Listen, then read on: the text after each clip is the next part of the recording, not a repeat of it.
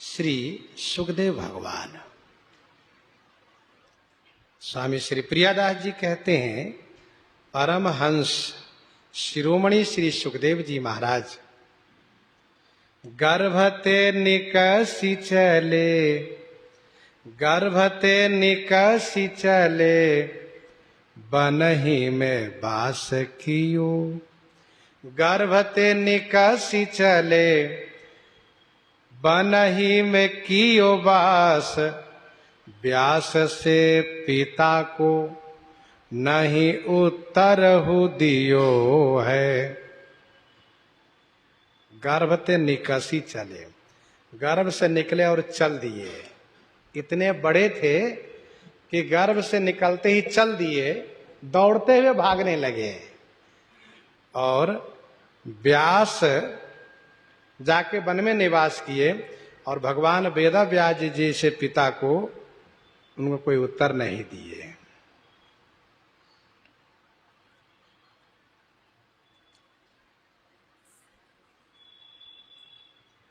भगवान सुखदेव के संदर्भ में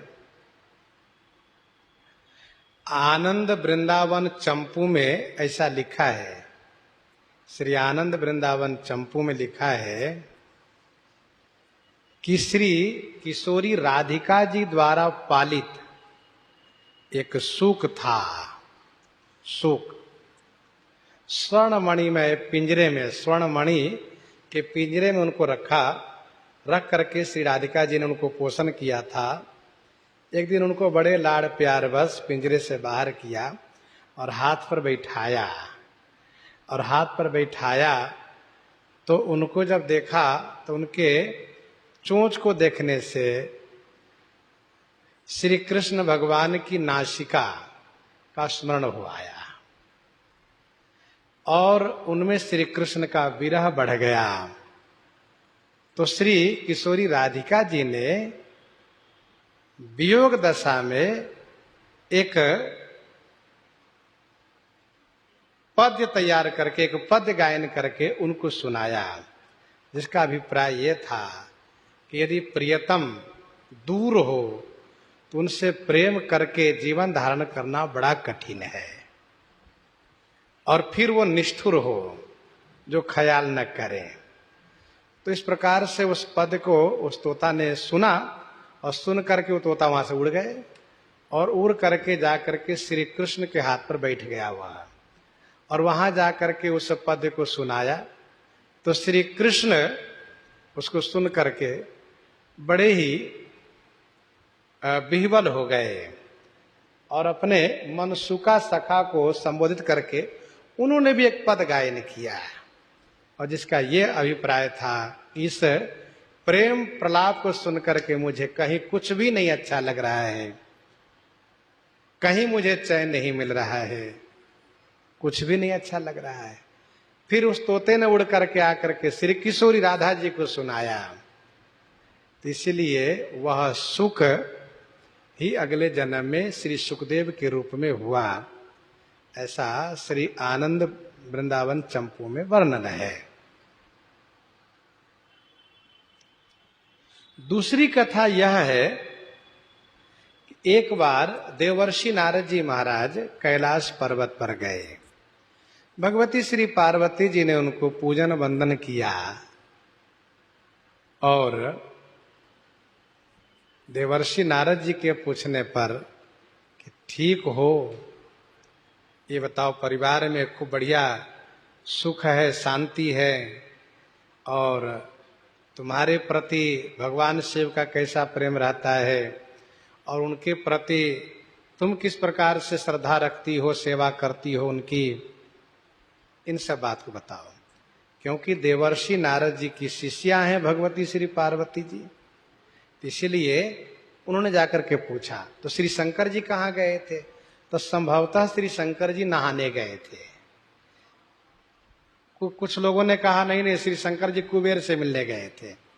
कुछ लोगों ने कहा श्री शंकर जी ध्यान में बैठे थे। अब चाहे जो भी हो, देवर्षि नारद जी ने कहा, देखो परिवार में सुख तब होता है, परिवार में आनंद तब प्राप्त होता है जब परिवार में पति पत्नी का दाम्पत्य प्रेम हो।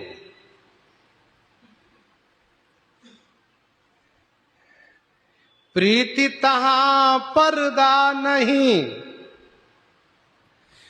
पर्दा तहां न प्रीति। प्रीति करई पर्दा करई, तुलसी यह अनरीति। जल पै सरिस बिकाई, देखो प्रीति की रीति भली। बिलग होई रस जाई, कपट खटाई परत पुनी। भगवती श्री पार्वती जी ने कहा, गुरु जी आपकी कृपा से मेरे स्वामी का मेरे प्रति खूब स्नेह रहता है और मैं भी मन वचन कर्म से उनकी सेवा करती हूँ। बहुत सुख है, बहुत आनंद है, बहुत शांति है। गुरु जी आपकी कृपा से दाम्पत्य जीवन बड़ा सुखमय चल रहा है। श्री देवर्षि नारद जी ने कहा, आपके सुखमय दाम्पत्य जीवन के लिए धन्यवाद। बहुत सुंदर बात। देवी पार्वती ये बताओ, भगवान शिव कभी तुमसे कुछ छुपाते नहीं न है? कहा नहीं नहीं, गुरु जी कभी कुछ नहीं छुपाते, सब बात बता दिया करते हैं।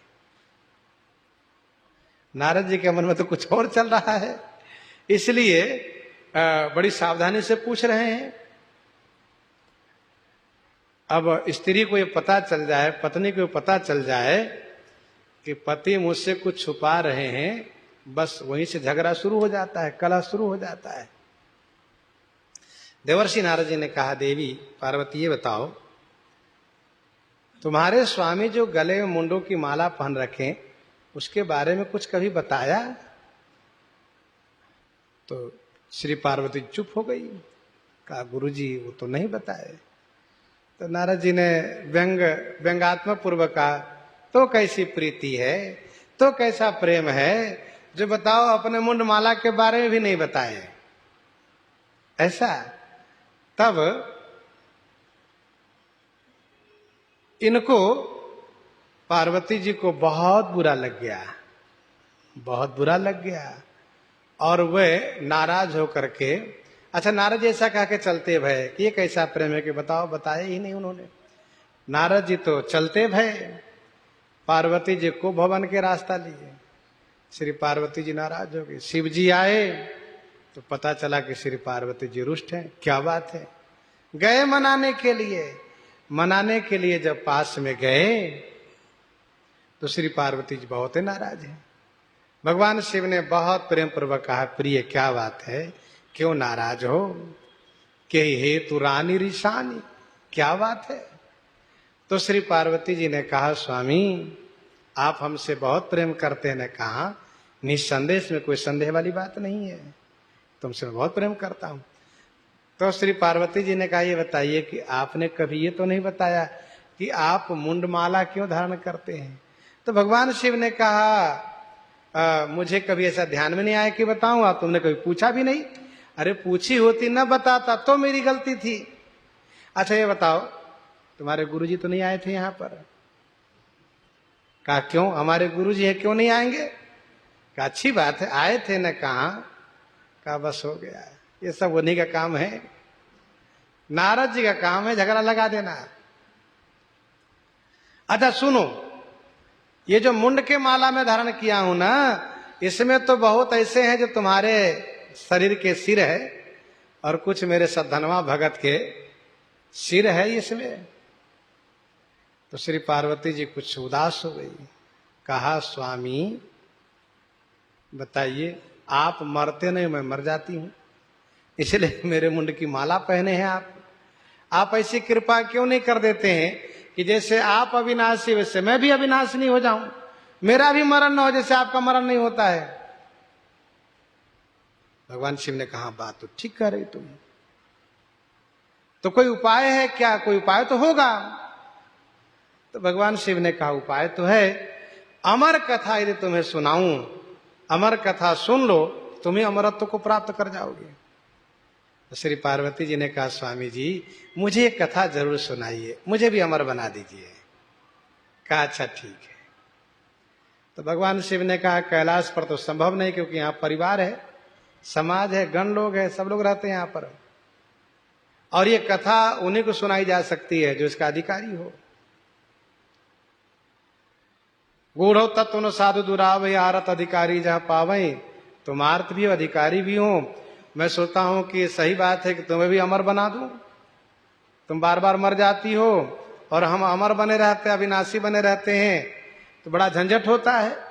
ये अच्छी बात है, तुम्हें भी अविनाशी बना दूं, तो चलो अकेले एकांत में चले कथा सुनाते हैं। तो उसके लिए स्थान चयन किया गया और उस स्थान का नाम है अमरनाथ, तीर्थ क्षेत्र है। भगवान शिव भगवती पार्वती को लेकर वहां पहुंचे और भगवान शिव ने डमरू नाद किया। डमरू नाद किया तो वहां जितने जीव जंतु जो भी थे सब भाग गए, सब पलायन कर गए, लेकिन एक तोता का अंडा वहां पड़ा रह गया। अभी वो अंडा है, वो कैसे जाएगा, बाकी सब चले गए। श्री शंकर भगवान ने श्री पार्वती जी को सावधान किया, कहा देखो देवी, मन से, वचन से, कर्म से सावधानी पूर्वक और मन बुद्धि चित्त लगा करके दत्त चित्त होकर कथा श्रवण करना, क्योंकि यदि कथा ठीक से नहीं सुन पाई तो ये लाभ नहीं मिलेगा तुम्हें। कहा ठीक है स्वामी। भगवान शिव समाधिस्थ होकर के ध्यान मग्न होकर के कथा सुनाना शुरू किए। भगवान शिव ने कह दिया कि सुनो, बीच बीच में हुंकारी भरते रहना कि मुझे पता चले कथा सुन रही हो, कहीं ऐसा न हो कि मुझे पता चले कि मैं कथा करता हूं तुम सो जाओ, इसलिए बीच में हुंकारी भरते रहना। कहा ठीक है स्वामी। तो भगवान शिव आंख बंद की और कथा सुनाना शुरू की, नेत्र बंद कर कथा सुनाने लगे। भगवती श्री पार्वती जी भी कथा सुनती गई, कथा सुनती गई, हुंकारी भरती गई, और उनको इतना आनंद आया, इतना आनंद आया, इतना आनंद आया कि आनंद मग्न होकर के समाधिस्थ भी हो गई। अब हम लोग क्यों कहे कि सो गई, समाधिस्थ हो गई। अब किसी से कहो कि सो जाना थोड़ा बुरा लगे तो कह दो कि समाधि लगा लिए, तो ठीक लगता है। कोई कहे कि देखो अमुक महाराज जो है सो रहे हैं तो उनको थोड़ा बुरा लगता है, अरे वो भजन कर रहे हैं ध्यान लगाएं, हाँ ठीक है, ये बात ठीक लगती है। थोड़ा शब्दों को संभाल दो तो उनको प्रिय लगता है। तो अब वो तोता जो अंडे से फूट करके बाहर आ गया है, सुख सावक, अब वह हुंकारी भरना शुरू किया। कथा शुरू से वो भी सुनना शुरू किया। जैसे भगवान शिव कथा वो किए, शुरू प्रारंभ किए, अंडा परिपक्व था ही फूटा और वो सुनने लगा, कथा का प्रभाव है। और भगवती पार्वती जी के शब्द में हूं वो भी करता रहा। इसके बाद पार्वती जी तो समाधिस्थ हो गई और वो हुंकारी भरता रहा। कथा पूरी हुई, भगवान शिव ने नेत्र खोल करके देखा तो श्री पार्वती जी तो मगन है। भगवान शिव ने कहा जय जय जय जय देवी पार्वती। हाँ जी स्वामी जी, ये बताओ तुमने कथा सुनी? कहा स्वामी मैं अमुक जगह से नहीं सुन पाई, अमुक जगह तक कथा सुनी और इसके बाद मुझे नींद आ गई, मैं तो सो गई स्वामी। ऐसा? ये बताओ हुंकारी किसने भरी, सुना किसने? तो स्वामी मुझे नहीं मालूम। तो भगवान शिव ने आंख बंद किया, देखा अरे वो तोता का बच्चा बैठा है। और भगवान शिव त्रिशूल उठाए, अब वह सुख सावक भागा, भगवान शिव उसके पीछे पड़ गए। तुमने कथा कैसे सुन ली? अरे भाई उसने सुन ली तो सुन ली, लेकिन भगवान शिव की लीला है, लिया त्रिशूल उनके पीछे पड़ गए। अब वह सुख सावक भागता भागता गया।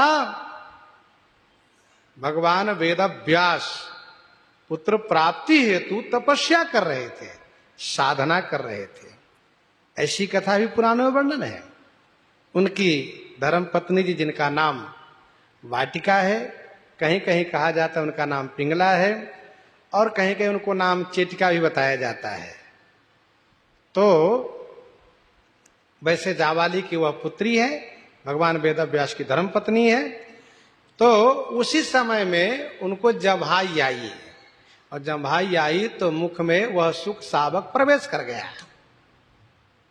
इसी बीच पहुंच गए भगवान शिव त्रिशूल लिए हुए।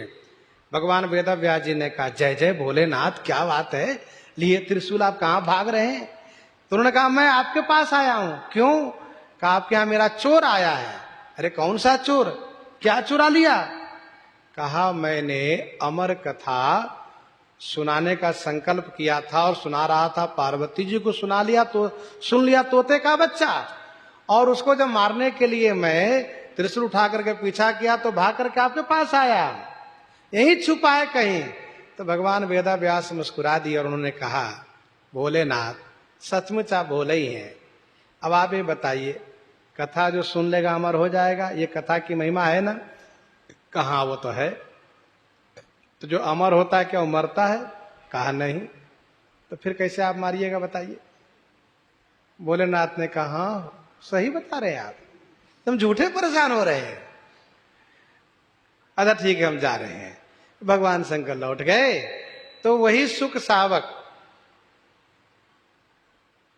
भगवान वेदव्यास की धर्म पत्नी श्री वाटिका के गर्भ में निवास किए, और वहीं क्योंकि सुख सावक थे, लेकिन अब इनके गर्भ में निवास होने से अब इनका पुनर्जन्म होगा, तो ये 12 वर्ष तक गर्भ में रह गए। कथा ये है, कथा ये ऐसी वर्णित है कि 12 वर्ष तक गर्भ में रह गए। भगवान वेदव्यास ने, अन्य ऋषियों ने कहा आप बाहर आइए। अच्छा, भगवान वेदव्यास ने उस गर्भस्थ शिशु को गर्भ में ही सब पढ़ा दिए, सब सुनाते गए, और गर्भ से ही हुंकारी भरते थे वहीं से वे। भगवान वेदव्यास जानते हैं कि इन्होंने जब अमर कथा सुन ली है, इनको पूरा विवेक प्राप्त है, क्या कोई कमी तो है नहीं, इसलिए वेद पुराण शास्त्र उपनिषद संहिता सब सुना दिए, सब उसने सुन लिए, और वे अपने में आनंद परिपूर्ण होकर घर में निवास कर रहे हैं। भगवान वेदव्यास ने, अन्य ऋषियों ने कहा कि अब आप कब तक घर में रहिए, बाहर आइए। उन्होंने कहा नहीं, गर्भ में ज्ञान बना रहता है, बाहर आने के बाद ज्ञान भूल जाता है। भूमि परत भा डाबर पानी, जन जीव ही माया लपटानी, इसलिए गर्भ ही ठीक, हम यही सुखी से हैं। अब कोई यदि ये कहते हो कि बताओ 12 वर्ष तक यदि गर्भस्थ शिशु 10 महीने के बाद यदि 11 महीने 12 महीने 13 महीने रह रहा हो तो माता को परेशानी होना स्वाभाविक है, और जो 12 वर्ष तक गर्भ में रह जाए तो कितना कष्ट होगा माता को। इसका समाधान यह है कि गर्भस्थ शिशु से उन्हीं माता को कष्ट होता है जो गर्भस्थ शिशु अभागा होता है, पापी होता है, दुष्ट होता है। लेकिन यदि कोई संत सज्जन महापुरुष भगवान यदि गर्भ में निवास कर रहे हो तो उस मां को कोई कष्ट नहीं होता है। सुखजुत कछुक काल चली गयऊ, जही प्रभु प्रगट सो अवसर भयऊ। माता जी के लिए सुख पूर्वक समय बीतता है, क्योंकि महापुरुष जहां होते हैं वहां सुख प्राप्त होता है। तो श्री सुखदेव जी कोई सामान्य जीव नहीं है, साक्षात भगवान है, श्री सुखदेव भगवान। भला माता जी को कष्ट क्या होगा? उनको कोई परेशानी नहीं हो रही है, 12 वर्ष तक निवास कर रहे हैं। गर्भ से ही कथा के हुंकारी भरते हो। श्री प्रहलाद जी काफी समय तक गर्भ में रह गए थे, उससे श्री सुखदेव जी भी। एक दृष्टांत है, एक संत जी खूब साधु सेवा करते थे। उनके यहाँ एक उत्सव चल रहा था, तो खूब संत लोग आए थे और सब स्थान पूरा हो गया था, सभी जगह आसन लगा लिए थे संत। जगमोहन से लेकर के जहां बरामदा वगैरह जो भी खाली जगह सब जगह आसन लगा लिए, जगह खाली कहीं नहीं थी। उत्सव आदि में कुछ जगह पर दास ने देखा है कि जहां जगह मिले वहीं आसन लगा लो।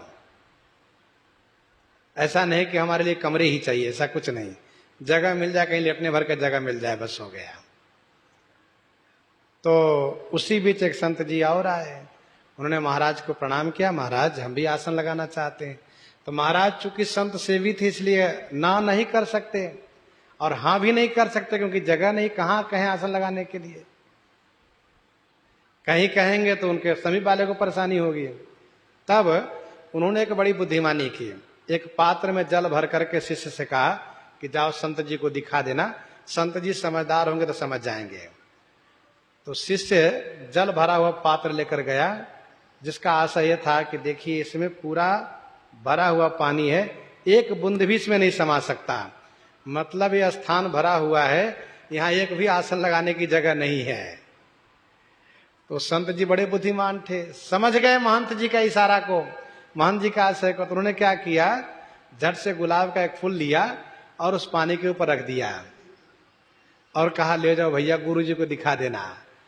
तो वे भी गए गुरु जी के पास, गुरु जी ने देखा तो वे भी समझ गए। उनका आशय यह था कि भले ही इस पात्र में जल रखने की जगह नहीं है, लेकिन फूल इसमें रह सकता है। वैसे ही महाराज आप यदि अनुमति दे दें तो हम कहीं भी रह लेंगे, किसी को परेशानी नहीं होगी, कोई कष्ट किसी को नहीं होगा। तो महंत जी बड़े प्रभावित हुए और प्रभावित होकर कहा आइए आइए संत जी आइए, और अपने आसन के बगल में कहा महाराज यहीं आप रह लीजिए, जब किसी को पसंद यहीं रह लीजिए, तो बगल में आसन लगाए। तो इसी प्रकार से संत महापुरुष फूल के समान होते हैं। और फूल, गुलाब का फूल बड़ा हो लेकिन उसमें वजन तो नहीं होता है ना, तो वैसे संत महापुरुष चाहे जितने वर्ष गर्भ में रह जाए, माता को कोई कष्ट नहीं होता है। भगवान वेदव्यास जी ने भगवान को स्मरण किया, ठाकुर जी से कहा जय जय, मेरा पुत्र कब तक गर्भ में वास करेगा, अब आप कृपा कीजिए कि गर्भ से बाहर आवे। तो ठाकुर जी ने कहा ठीक है, हम केवल गर्भ से बाहर आने की जिम्मेदारी लेते हैं। कहा ठीक, गर्भ से बाहर तो कर दीजिए। तो ठाकुर जी ने आकर कहा क्यों सुख मुनि जी, श्री सुखदेव जी ये बताइए कब तक घर में रहिएगा। कहा प्रभु आपकी कृपा से यही सुख है, यही आनंद है, बाहर बड़ा प्रपंच है। जन्म लेते ही माया लिपट जाती है, माया पहले माता के रूप में आती है और वो दुलार प्यार के माध्यम से अपने उस मोह बंधन में बांध लेती है, फिर पिताजी, फिर भाई बंधु, फिर परिवार के लोग, और इस तरह से परिवार बढ़ता चला जाता है। इसलिए यही ठीक है। प्रभु ने कहा कि सब चाहते हैं गर्भ से बाहर आप आ जाइए, तो कहा एक काम कीजिए, माया को रोकिए, हम बाहर आ जाते हैं। कहा ठीक है। ठाकुर जी ने माया को रोका है, और उसी समय में श्री सुखदेव जी के साथ साथ जिन महापुरुषों का जन्म हुआ सब परमहंस हुए। सुखदेव जी गर्भ से निकले, माता हो गई मूर्छित और माया को रोक दिया है। सुखदेव जी गर्भ से निकले और चल दिए, और संस्कार तो दूर रहा, नाल छेदन भी नहीं कराना, कुछ नहीं, कोई संस्कार, नाल छेदन भी नहीं हुआ, चल दिए, भागने लगे। बढ़िया नील सरोरु, नील मणि, नील निर्धर श्याम, श्यामले सुंदर स्वरूप है, बढ़िया नाजुक कोमल शरीर है श्री सुखदेव जी का। भागते हुए चलने लगे तो भगवान वेदव्यास जी बड़े बिहवल हो गए, पुत्र मुंह में कातर हो गए, और उन्होंने बुलाना शुरू किया, लेकिन सुखदेव जी सुनते नहीं है। भगवान वेदव्यास पीछे दौड़ रहे हैं, बेटा ठहर जा, पुत्र ठहर जा, काहे को ठहरने वाले, भाग रहे बहुत तेज से, भाग भैया भागो, पीछे मुड़ के देखोगे माया लपेट लेगी, तुरंत माया पकड़ लेगी। भागने लगे। माया जब बुलावे तो घूम के मत देखो, घूम के जा देखे कि फिर गए, भागो तो भागो संसार से फिर। और श्री सुखदेव जी जब जा रहे थे तो रास्ते में एक सरोवर में देवांगनाएं स्नान कर रही थी, वो भी बिना वस्त्र के, निर्वस्त्र होकर के। श्री सुखदेव जी वहीं से निकल लिए और उनको कोई फर्क नहीं पड़ा, लेकिन जैसे भगवान वेदव्यास जी को देखा तैसे सबने कपड़े धारण कर लिए। तो तत्काल तो पूछने का मौका नहीं था। भगवान वेदव्यास जी सुखदेव जी के साथ आगे गए तो वृक्षों से आवाज आई सुको हम, सभी वृक्ष कह रहे हैं सुको हम सुखदेव हैं, हम सुखदेव हैं। तो भगवान वेदव्यास जी समझ गए कि ये परमहंसाचार्य है, ये हमको प्राप्त नहीं हो सकते हैं। प्रणाम किए, लौट लिए। लौटे तो वहीं देवांगनाएं कपड़ा पहन रही थी सब। तो भगवान वेदव्यास जी ने कहा ये बताओ, मेरा जवान लड़का तुम्हारे सामने चला गया, तुमको कोई शर्म नहीं, कोई लज्जा नहीं आई, और मुझ बूढ़े को देखकर कपड़ा पहनने लगी, क्या बात है? तो उन देवांगनाओं ने कहा महाराज आपके बेटे की दृष्टि में स्त्री पुरुष कुछ है ही नहीं, वो जानते नहीं कि स्त्री क्या है पुरुष क्या है, इसलिए उनके सामने कोई कपड़े की बात ही नहीं है। लेकिन आप भले वृद्ध हो गए, लेकिन आपकी दृष्टि में स्त्री पुरुष और सभी बात आपको मालूम है, आपकी दृष्टि में सब कुछ है। भगवान वेदव्यास जी ने कहा ठीक कहा तुमने। तो भगवान वेदव्यास जी कहा कि देवांगनाएं भी जानती है कि वो सुखदेव परमहंस है। बताओ, वापस आ गए वापस, उनको मन नहीं लगता है। भाई बेटे का जन्म हो, बेटा घर से भाग जाए, उसी दिन भाग जाए, ये तो बहुत कष्ट की बात है। अब भगवान वेदव्यास जी को मन नहीं लगता है, बहुत परेशान है। तब उन्होंने ठाकुर जी से कहा, जय जय मेरे बेटे को मुझे दिला दीजिए ना। तो ठाकुर जी ने कहा सुनिए, एक बार आपके कहने से उनको गर्भ से निकलवा दिया, अब दिलवा दीजिए, ये हमसे नहीं होगा, अब मैं आपको वापस नहीं करा सकता हूं, अब आप जाकर बुला के लाइए, पकड़िए, हम मना नहीं कर रहे हैं।